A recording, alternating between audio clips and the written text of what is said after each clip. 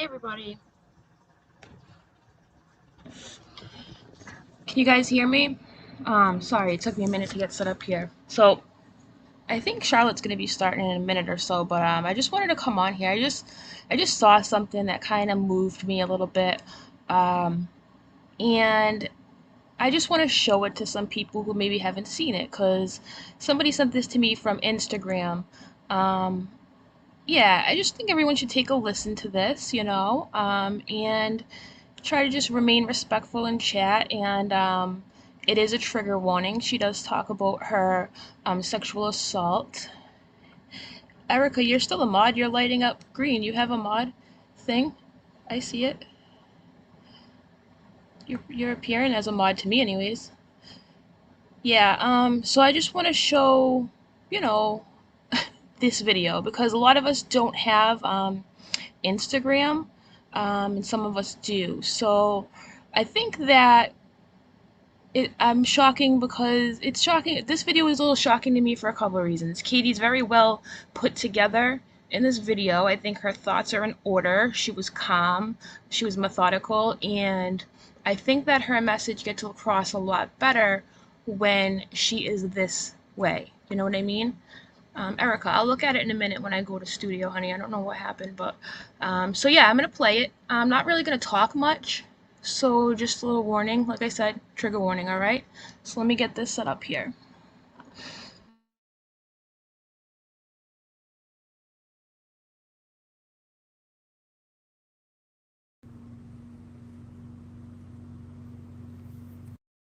Hi everyone. I'm gonna be working out here in a minute, but I wanted to come on here because, I'm gonna turn off my comments just because I don't want to get distracted and I don't want to be like super emotional right now. I don't want to scream and yell. I don't want to cry. I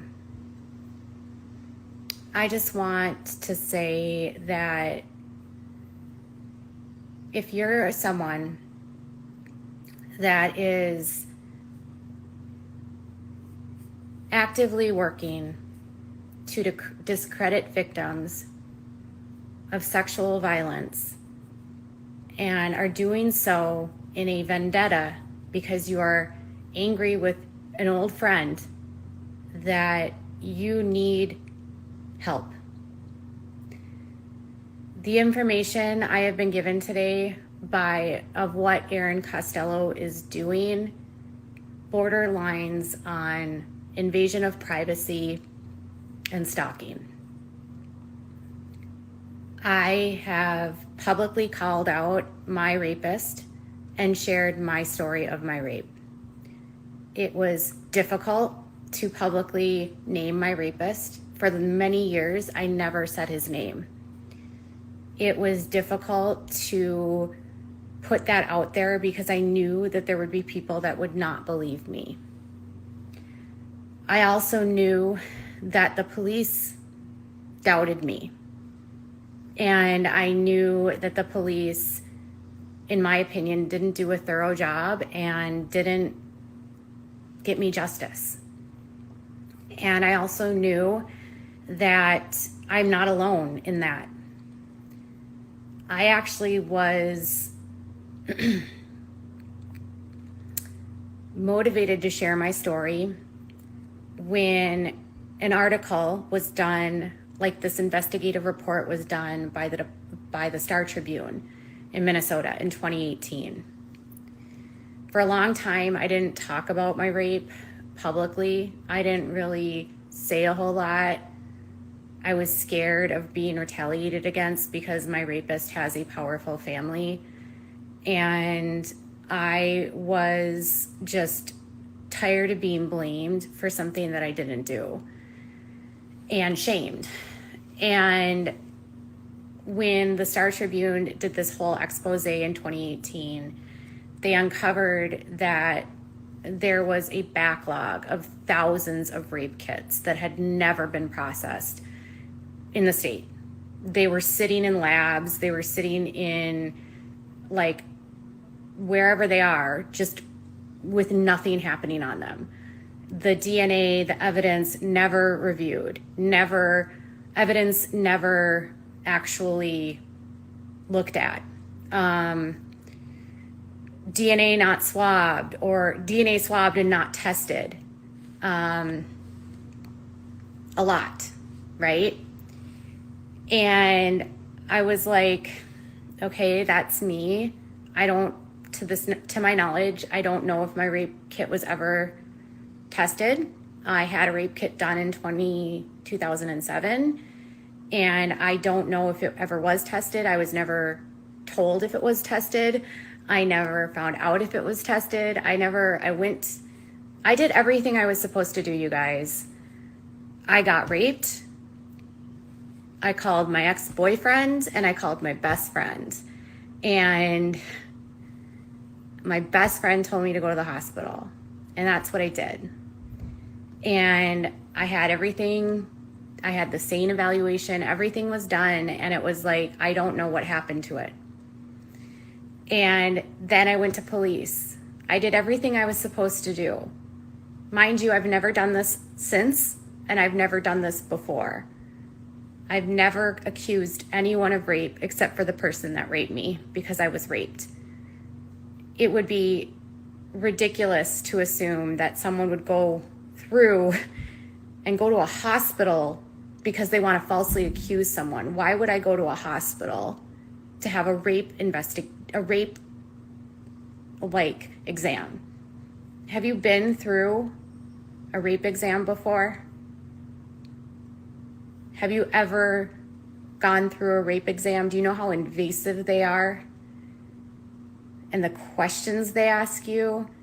I was so out of it that day, I didn't even know what happened to me. And I was like sitting there with the most loving nurse telling me, this isn't your fault. You didn't deserve this. Comforting me. Explaining to me about how date rape drugs work, because I didn't know anything. I was trying to understand why I had pockets of time missing and why I couldn't remember things and why I just couldn't, everything had gone black for hours and I didn't know why. And she was telling me how it all happens and I had no clue. And my kit is just sitting somewhere, right? And they can't do anything now because the statute of limitations are up. So in 2018, the Star Tribune does this whole investigation and they find out that there's all these rape kits that are just sitting there. And then they also find out that police officers are literally interrogating victims. So victims of rapes are placed into interview rooms in police stations and grilled about their rape. And that's what happened to me. So they find that police are adding trauma to victims by insinuating and implying doubt and in trying to get a victim to recant and to effectively admit they've lied and placing blame on the victim. What were you drinking? What were you wearing? How were you acting? Right? Not satisfied with the fact that the victim doesn't remember what happened and not satisfied with the fact that the victim has no memory or is going through trauma. In the mid-teens of the 2000s, so 15, 16, there was a lot of work done by experts in the psychological field that learned that interrogating victims of crimes actually further traumatizes them. And they learned that trauma victims, like rape survivors, have lost memory. They have trouble remembering things. They have blacked out memories. Their brains turn off memories because it's too traumatic for them to think and feel. And so because memories are harmed because of the trauma to protect the person, interrogations can actually cause further trauma to the victim because they feel like in a way that they're being gaslit because they're told like this didn't happen to you because you don't remember it. But whether you are drugged or not drugged, a victim of rape can lose memory and they can black out that memory because it's a way of self-preservation for the person that's gone through the trauma. Trauma survivors will tell you about disassociation and just removing yourself from the trauma because it's so hard. They'll talk to you about how you can talk about something, but you won't necessarily feel like it happened to you. That's how I felt for the longest time. But the one thing that's haunted me the most about my experience is my lack of memory. That part drives me so. 14 years later, I still have flashbacks of that night trying to piece together what happened because I want to know what happened and I can't remember. I can remember minutes. I can remember fleeting moments. I have flashbacks of things happening and then it goes black. And then it's like 1 minute or 1 second of the actual assault where I come to and I'm like, no. And then I'm like gone again. And then it's waking up the next morning completely disoriented and confused. And that's been my life for 14 years. And that is traumatizing in and of itself because when you can't remember things and then the police tell you, well, you don't have a story, and he does. You start to question, well, did this even happen? But you know it happened because your body tells you it happened. And you know it happened because you literally woke up for that 2 seconds and told him to get off of you. And you know it happened because there was a part of the police telling you in your interview that there was 3 assaults that night and you only remembered 1. And the other 2 happened when you were unconscious. And you didn't know they even happened until the police tell you about it. And so you're like, what the fuck? My story has, in my mind, always stayed the same. But I realize over time, as my memory gets further away from that assault, that my memories could vary, but there's a lot of things that are like drilled into me that will never leave me. And it was the police literally telling me that he had a receipt for going to McDonald's in the morning and that they had evidence of him going to a Cub Foods to get lubricants and condoms. And I had no idea he even left my house. And people are on the internet now dissecting every aspect of my rape because I very bravely shared my story, publicly named my rapist, and there was a friend of mine who was angry at me for some reason that decided to make this her personal vendetta to prove that I was lying about being raped. This person has created a Google Drive of all of the stuff about me. Sorry. She has a Google Drive of like everything I've ever said about the rape. She has transcripts of everything. This is the Google Drive.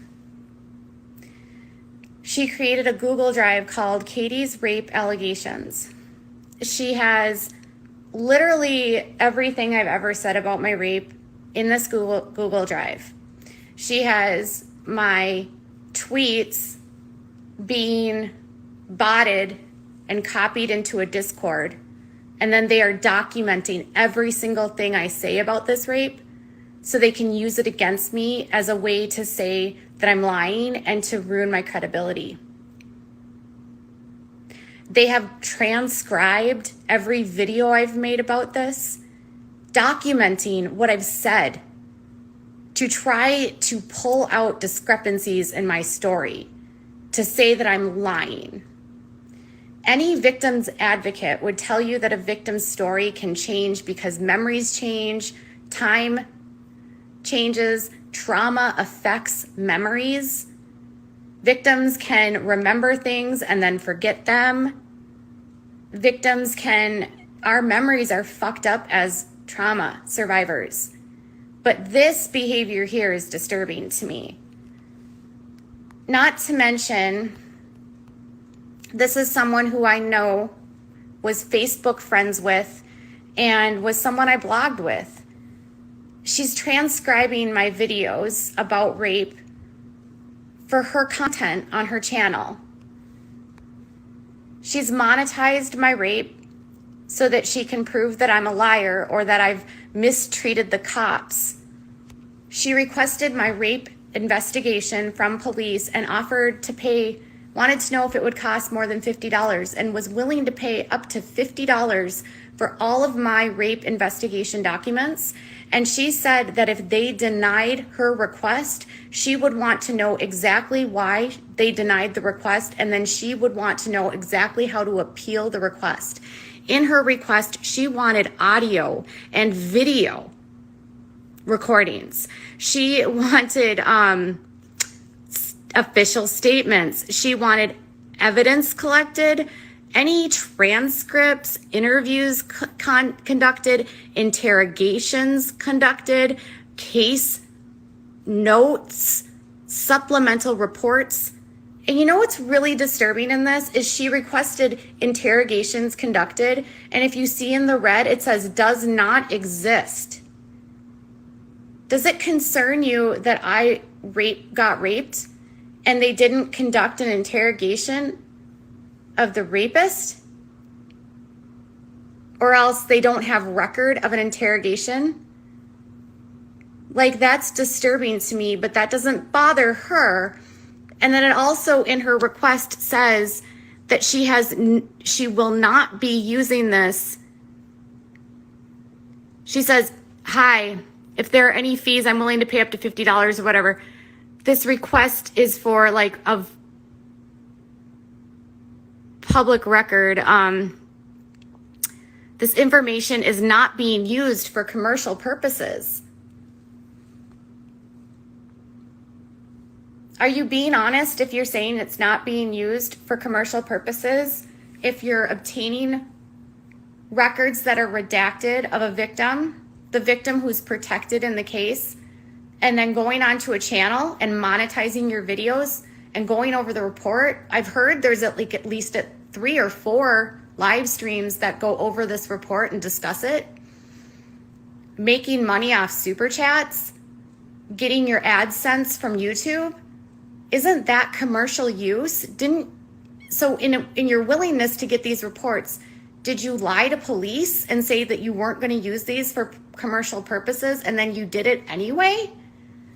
And then I just want to show you something, because in the state of Minnesota, all victims of sexual crimes are protected. And it says law enforcement agencies block out information on a report in order to protect the identity of an individual's. And it says that all information about victims in criminal sexual conduct cases is not public and will be blocked out. So the police, when I spoke to them, said that she requested this information and they redacted everything about me. They said any identifying information about you was removed. There was large chunks of the report not accessible to her because of confidentiality. And she went onto her YouTube channel and with the redactions there said this redacted is Katie, putting me at risk. It didn't matter that I said it publicly, right? Because I'm the victim. she put details out about this case that I didn't even know about. I had never seen the full investigation report. I've never read the full report. Police never sent me a copy of the report. I didn't even know that the case was closed. I assumed it was, but I never received notification from police. And when I moved from that city in 2013, I had not been given any notice from them that the case was closed. I didn't know if the criminal case was dropped. I didn't know anything. And so to find out years later through a YouTube video about interviews conducted with the rapist, which I didn't even know existed. I only knew the bits and pieces that the officer told me when they basically interrogated me. And mind you, I believe he didn't even bring the guy into the police station to speak to him. I'm pretty sure they talked with him at a park. But I was brought into a police station and put into a place, one of those interview rooms that has cameras. I was placed in one of those, but I don't know if my rapist was. And she might know that more than I do. And now, because of what she's done, there are people on YouTube making videos saying that I lied and I wasn't raped. I can't tell you how violating it is as a victim to have anyone doubt your story. And her argument consistently is, well, you've talked about the Duggars. I'm sorry. Her argument consistently is, well, you've talked about the Duggars and their assaults, and you published their assaults. First of all, I've never doubted the Duggars' assaults. Also, I've never requested those rape reports from the Duggars. They are sitting on an IMGUR account. They were uploaded and put out by In Touch. They have been shared everywhere on the internet. I had zero part in that release of information. I have never doubted those girls were assaulted. I have never questioned their experience. I have always been supportive of them being victims and speaking out for them in that they shouldn't have been forced to apologize to their abuser. And I've always said repeatedly that their parents should have done more and gotten them therapy and gotten them services to deal with the trauma that was inflicted on them by their abuser. That's not harming a victim. That's actually supporting a victim. And I'm not dissecting each and every incident in a live stream to talk about them and why we shouldn't believe them. I doubt the police in the case for not prosecuting Josh. I doubt Jim Bob Duggar for not reporting Josh in a timely fashion. I hold Josh accountable for what he's done, which he's admitted to doing. So it's not the same. I didn't make a public request for anything, period, related to those girls. And it's also not a matter of public interest to try to smear a victim of a crime because you are mad that the victim criticized the police. So Erin's argument consistently is that I slandered the police by claiming they dropped the ball on my investigation.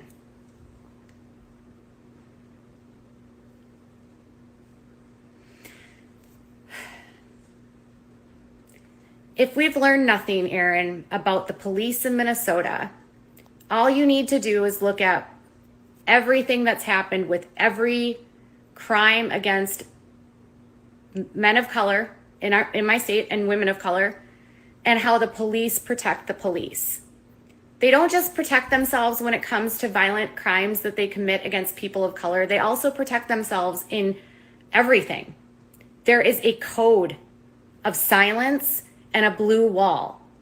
And it doesn't affect just people of color. It affects all victims of crimes. when police protect police when they fumble or don't handle an investigation correctly. You cannot rely on the public party or their own division to adequately reprimand or investigate if a police officer didn't do a good job.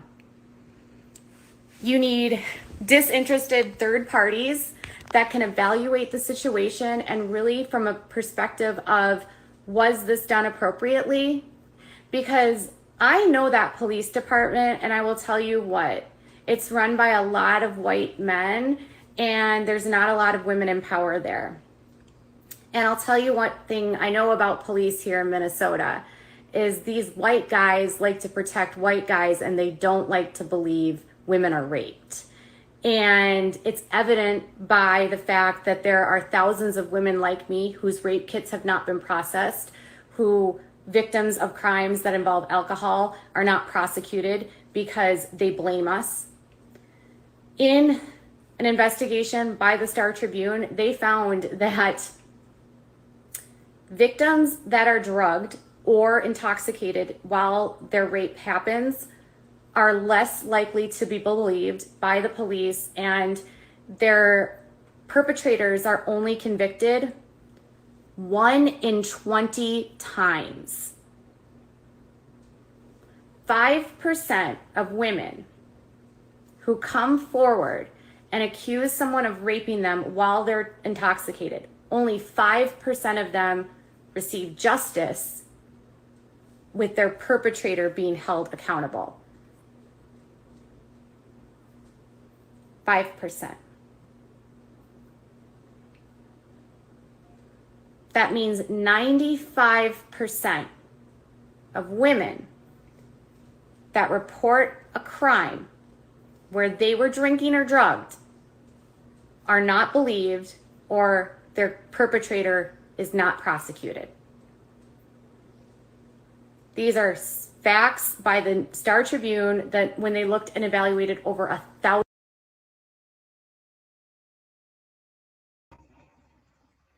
Okay. I kind of agree with some of you in the chat who are like, why is she veering off? Now I'm starting to lose sympathy, blah, blah, blah, right? I get that. I also get why some of you are like, oh, who cares? It's KJ. But what we have to remember here is like, they can all be wrong. Like, Katie can have, she definitely has changed a couple things in her story, which has caused this whole uproar to begin with, right? The police could have dropped the ball. Katie could have had some red flags. The people, that got the report, Aaron is wrong, everybody's wrong. And that's okay. I mean, it doesn't have to be these people are right and this person's wrong, or this person's right and these people are wrong. Like, no, it doesn't have to be that way. I mean, you can all kind of be wrong. But either way, man, I don't know. Listening to that, I haven't even heard this part yet. I only got like a few minutes in before I decided to go live. But yeah, it's just I can't imagine like. And here's the thing, guys, and I've apologized for this on Instagram too. Like when I kept talking to Ren, right, and everybody was like, "Oh my God, he's such a horrible person," blah blah blah. Like I had heard here and there him, attacking SA victims or whatever, but it didn't hit me in a way it would hit other people. Like I saw how certain people, my members in Discord and things like that, reacted to him saying SA stuff, right? And him not having any filter when he was, throwing pointing fingers at people. And like I was forced to like really take a step back and be like, look, this has never really happened to me, so maybe I'm like not considering how it affects other people. Do you know what I mean? Because at the end of the day, it didn't affect me personally, so I had like a different outlook. But even as a creator, like I have to kind of stop myself and remember, like, yo, just because it doesn't affect you doesn't mean it doesn't affect these other people, right? Because one thing I do know, even though I'm not an SA survivor, one thing I do know is this shit is heavy, man. People carry it forever. It changes you. You're never the same afterwards. people, when someone takes that piece of you, you're never the same afterwards, and that much I do know. So as bad as it sucks to hear it from anybody, it doesn't make anybody more right than the next person. Do you know what I mean? And that's why I just get frustrated with like Ren and stuff, because like if somebody's telling you like, yo, what you're saying is hurtful, you're hurting my feelings, like this is not okay, you don't know what I've been through, like many of you have done, and they just keep doing it, it's just like, what, why would you want to make somebody relive that trauma, you know? And I keep telling everybody, like, if he triggers you, don't watch. Just don't watch anymore. Don't watch. And I know it's hard because I used to be that person. I used to be that person, would be like, oh, screw them, I'm not watching. Like, and then I'd watch, you know, and I'd get mad, right? I did that for a long time with another creator. Before I was even T-Spiracy, I had another situation, but ignorance is bliss, man. It really is. Like, if you don't watch it, you can't get triggered, you can't get upset. It's like you're watching the road, just waiting for the train wreck, right? And you know it's gonna come, and then you're like, oh, knew this was gonna happen. Let me tell you about it, you know. And then you go off because it makes you mad, and it should make you mad. It should, the things he says to SA survivors should make you mad, but that doesn't mean you have to listen. It doesn't mean you have to listen. And then when you and I'm not talking about any person in particular here, when you take his quotes, his nasty quotes from the streams, right? And then you go in Discord and you're like, Ren said this or Ren did that, and here's what he said and here's what he did. Like, I get the anger behind it, and I get you wanting to like share it with other people, but like then everybody gets affected all over again. Everybody in the room that's reading it gets affected all over again. And like, I really wish I had considered the domino effect that his words had on my people. And I've said it on Instagram, and I'll say it now. I'm sorry for anybody out there who has to feel like they have to relive that awful moment in their lives. Like, I definitely am sorry. Like, I should not have given a person like that a platform. I regret it. And although I'm not an SA survivor, man, it sucks to hear these stories as much. And trust me, I dislike Katie tons. I really do. But the point of what I'm trying to say is, like, nobody should be keeping files on somebody's trauma. That's just weird. It's weird. I'm sorry. It's weird. Like, knowing that everything's transcribed, every single word, like, that's just weird. I'm sorry, it's weird. And if Erin's trying to help the police, right? If her whole goal was, what does she say? She wanted to help the police, right? And prove that the police aren't liars, some excuse like that. Okay, so what have you done to try to help the police? Because as far as I know, they're not on YouTube. So making a video about it and calling out all the little tiny inconsistencies, right? Do you think that that's going to help the police? I mean, I'm just asking. All right? So let's continue here. I don't know like what's left on this or if there's anything worth hearing, but we'll see. Give me a minute. Rape investigations in the state of Minnesota. So when I contacted police the day that she published my rape investigation, which was the most trauma.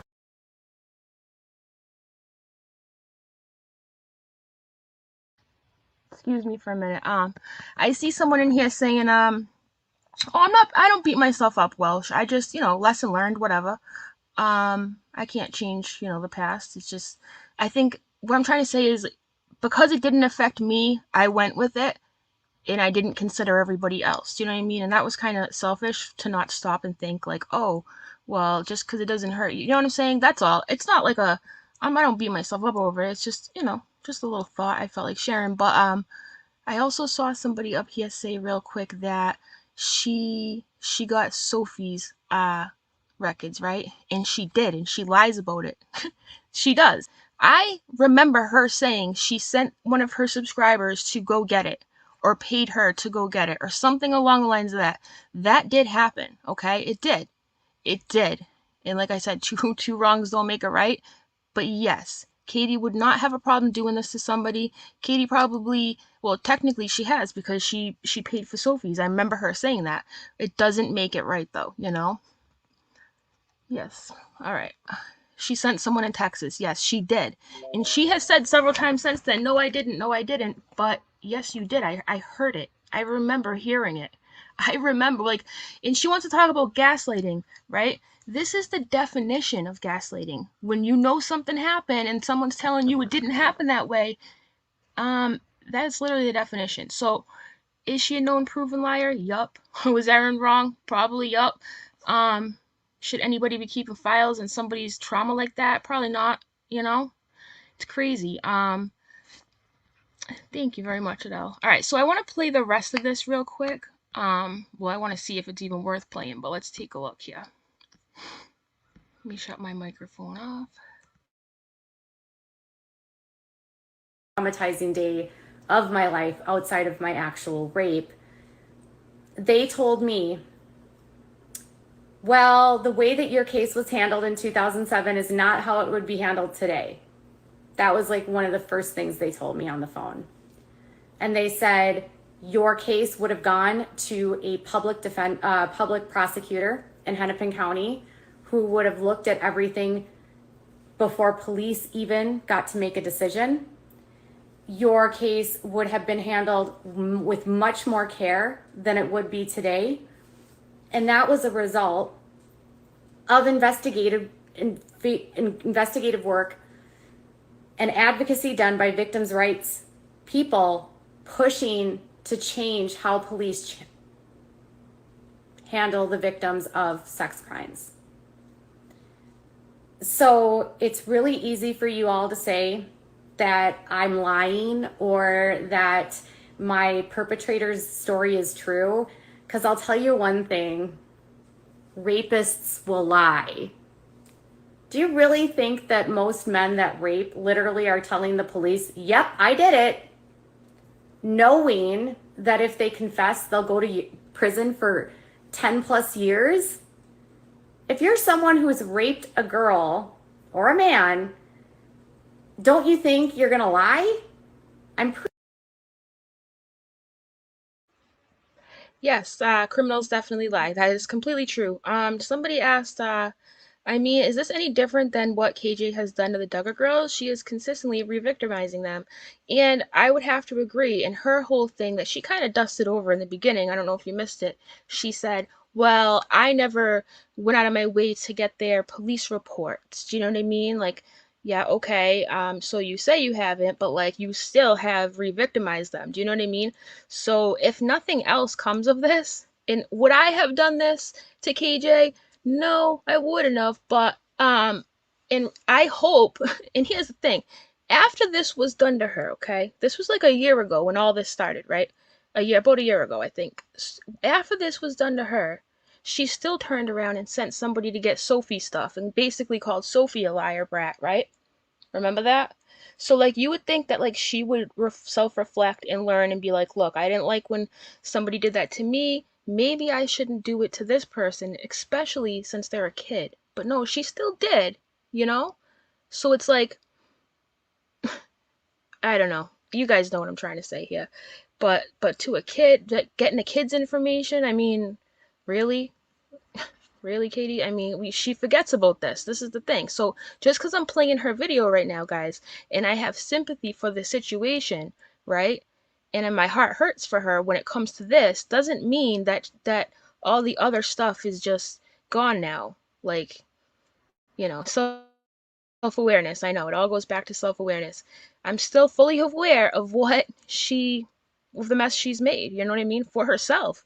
Doesn't make it right. You know what I'm saying? Two wrongs don't make it right. I was gonna say two rights, whatever. All right, so here I go. I'm gonna keep going here. One moment. Let me put the video back. Pretty sure you're not going to tell the truth. And so the fact that they'll even give weight to his story is mind-boggling, but it's also what rape apologists do. And it's a product of rape culture. So if you're spending your time and energy trying to victimize a victim, say that they're lying about police and they're lying about their rape, you're part of the problem. Victims have a right to criticize police. Victims have a right to share their experiences with police. Victims have a right to speak out against how they were treated by police. We don't get better policing and investigative care of victims if we stay silent. But when I did publicly share what happened, she then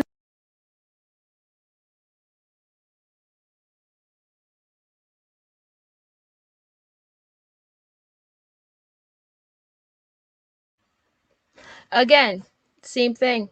Same thing. She did the same thing to Sophie. She did the same thing. She's like, oh, she's a little actress. She takes acting classes. Blah blah blah blah blah. She's a brat. She was just being bratty. You know, her dad's an acting coach. Like, self-awareness. Self-awareness. You'll never have it. Okay, so here we go. went on to her channel and said that I was going to get sued maybe by the police station for speaking out against them. Can you imagine in what world a police station and a police department would sue a victim of a rape for speaking out against how the police handled the rape investigation? They can't do that. They literally can't. You have a right as a victim and as a public citizen of the United States to speak out against any elected or non-elected public official that is in a position that is paid for by taxpayers. Police in my state, I don't know about yours, are paid by taxpayers. And when they're getting tax money, you get to criticize them if you believe they're not doing a good job. And you don't get to get retaliated against for sharing your story. That's what freedom of speech is. The freedom to speak out against the government and your treatment by the government without fear of retaliation. I wasn't making. See, this is where it all falls apart, in my opinion, because clearly it's starting to come. She's becoming smug, and she's becoming, yeah, exactly, smug. She's being smug, and she was in the beginning. She really had my attention. I was like, wow, this is really understandable. But now she starts to the real Katie starts popping back up little by little by little throughout the video, obviously, and here we are. You know, it's like, it's crazy.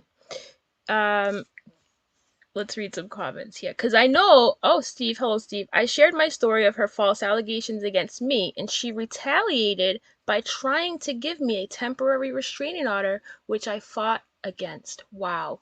I know. Sounds all too familiar, doesn't it, Steve? I mean, sounds all too familiar. It's just, I still can't to this day figure out if she has the self-awareness and she doesn't care, or does she just not have the self-awareness? Like, which one is it? Because she does the same things. The same things, you know? It really does. It's so obvious. Let's see. Oh, StreamYard. Alright. I don't believe KJ on a lot of things. She's been proven unreliable before, but this does explain a hell of a lot of her behaviors. Yeah. I don't maybe. In my opinion. Yeah. This all got brought up again. Now, Steve did write a second part to his blog, which I think I shared it in the description on the video I did when Katie said she was gonna sue me or whatever. But anyways, so Steve, yeah, this all got brought back up again because once Katie started freaking out going to Erin, and then Steve had a second blog, from what I understand, you know, Erin started bringing all this stuff back up again. Kind of like, yo, Katie, you should probably shut up because you're just a big fat liar, you know? But as much as I hate Katie, I don't want to use the word hate, as much as I dislike Katie, like, I can't imagine keeping, like, Google Doc files on her assault. I know, that's just weird energy to me. Weird energy. In my opinion, you know? Yeah. Weird energy. Hey, I mean, you could say the same thing about a couple of my videos. I mean, I'm not gonna sit here and be like, oh, I'm high and mighty on my horse, because I have a low hanging fruit video. We all know, which I would have definitely got rid of had she not come out and lied about me and said, oh, all this is your fault because of your video, because you passed it off as fact and blah blah blah blah, which couldn't be further from the truth. you know, because she lives on planet, not even double downtown. She lives on a far, far, far away planet that doesn't even have a name yet. But yeah, so I wouldn't have done what Erin did, but I understand why she did it. And I think I do to an extent too.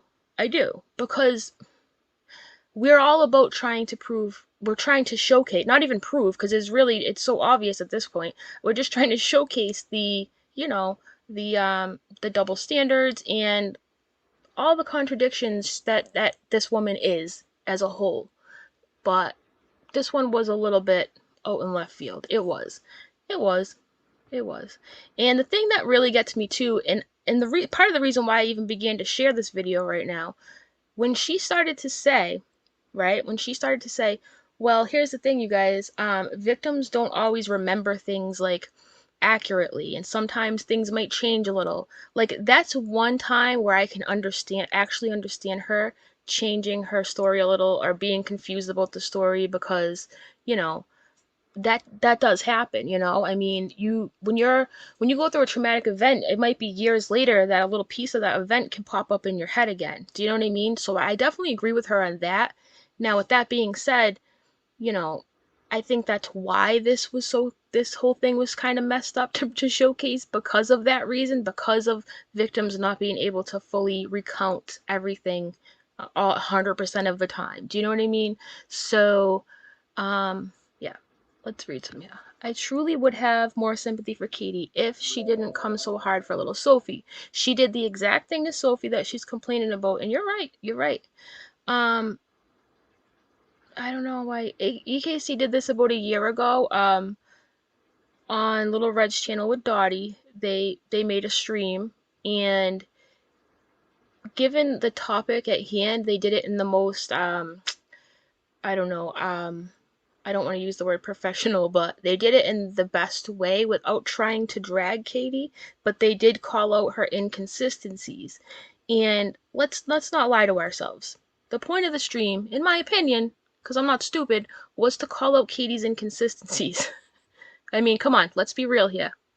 Stop the BS. You wanting to help the police? Come on. Really? Really? I don't believe it. I just don't. You know? At the end of the day, yeah, two wrongs don't make a right, yada yada. I'm not perfect, you're not perfect, we're all not perfect. Let's all not be perfect together, you know? But yeah, I'll play a couple. Actually, I don't even want to play a couple minutes because I'm getting the feeling she just is gonna lose our attention anyways at this point. But I do want to tell you guys to yeah, the police don't come up on YouTube like, oh, let me tune into Lil Red and see what I can come up with today for my case from frickin' 2007. Like, no, it's not how that works, you know. But anyways, guys, come back later tonight. Around 9 o'clock, I'm having a positive energy stream. Okay, it's gonna be just about things that are not like this. So hopefully, I'll see you guys later. Set your reminders. All right, guys. Thanks for stopping by. Have a good day. Take care. Oh, by the way, if you want to see the rest of this, it's on Katie's Instagram and her IG videos, okay? Thank you.